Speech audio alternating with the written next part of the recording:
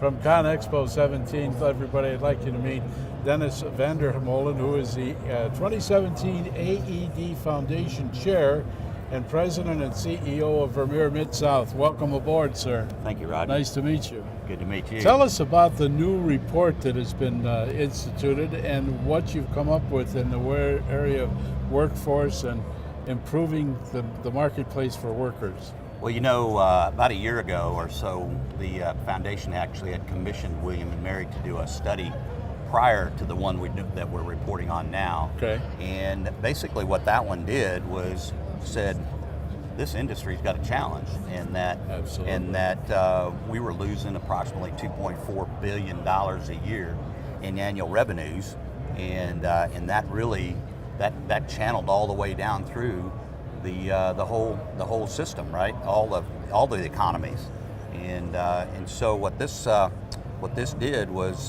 just really kind of alerted us to say, hey, we got a problem. And so then the foundation then had the William and Mary do another study, okay. and basically said, what are we going to do about it? And Exactly. and so that's what this here study has done is said, you know, these are the areas that we need to work Now, on. did it pinpoint any specific trends for you that you should focus on going forward? Well, all of it has to do with career technical education and how states can get behind that the career technical education. Not all states operate autonomously from each other. Absolutely. Every state has their own game they play when it comes to community colleges.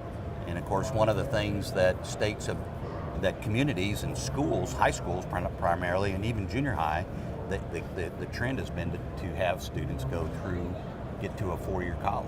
Exactly right. And what we're finding today is that we need those technical skills.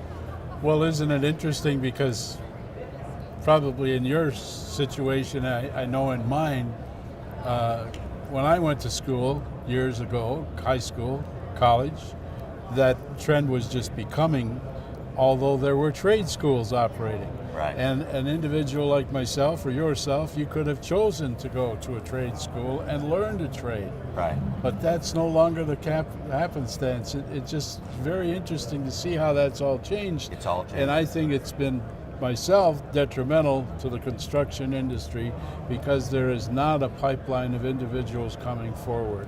And therein lies one of our big problems with skilled workforce. Right. And our industry has actually, it's kind of that old kind of image of a heavy equipment guy, Right. dirty, greasy, Right. you know, big wrench. But today's technical workers, I mean, they are cleaner. The job is lighter. They have a nice area to work in. Right. Right. They've got good vehicles to work in, and so to be a technician today has great opportunities for career path. So what's the next step in this whole evolution here? Well, the next step is really is to make states and our industry aware that we've got to kind of pool together and get involved with the state and local schools to say, hey, if you've got a diesel program, you know, let's just not do trucks. Let's do construction equipment, right? And give them the basic topics of soft skills, but then have electrical and hydraulic and some diesel training, so that they kind of have the safety skills and the tools and the general knowledge of that, because the dealership then has to take it and bring them up to the speed Right. on their own products. Right.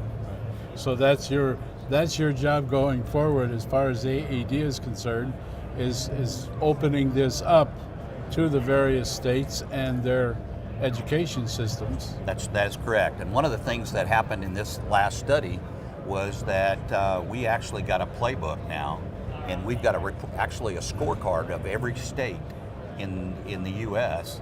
and basically says, how does this state rate in terms of how they embrace vocational training or CTE training. And we found that through this study is that there's only just a very few, or just a handful of states that have really embraced this well.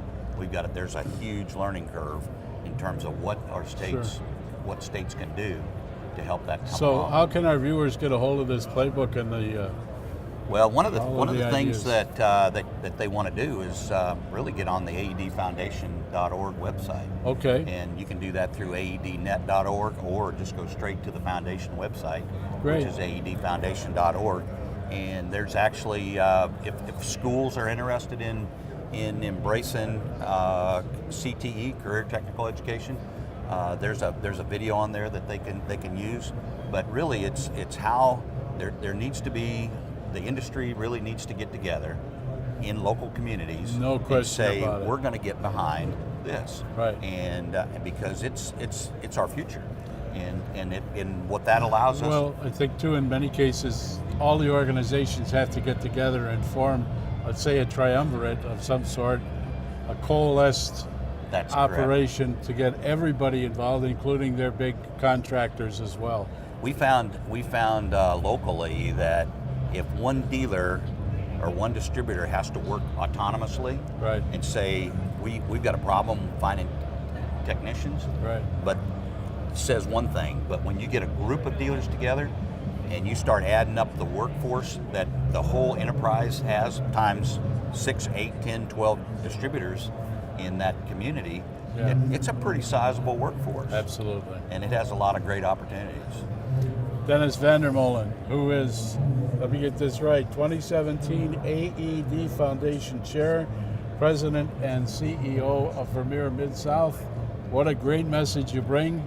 Hopefully we'll get some results from it and get some success and get this ball rolling faster and wider and larger as expand as we go along. Well, thank you for helping us get the message out. Well, you're more than welcome. Thank you, Thanks sir. for stopping by. All right. Thank you. Okay, You very bet. good.